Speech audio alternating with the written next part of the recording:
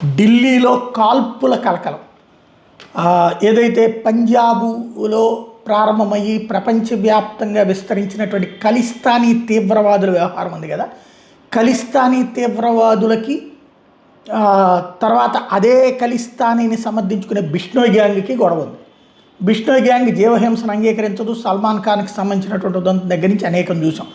ఇప్పుడు బిష్నోయ్ గ్యాంగ్కి సంబంధించిన legal team ఢిల్లీలో కారులో వెళ్తుంటే బైక్ మీద వచ్చినటువంటి దుండగులు కాల్పులు జరిపారు. టోటల్గా ఆ కారులో 5గురు ఉన్నారు, న్యాయవాదులు ప్లస్ వాళ్ళకి సహకరించేవాళ్ళు కలిపి. ఒకళ్ళకి భుజంలో గుండు దిగింది. టోటల్గా 4 రౌండ్ల కాల్పులు జరిగినాయి. ఐఎస్బిటి దగ్గర ఈ కాల్పులు చోటు చేసుకున్నాయి.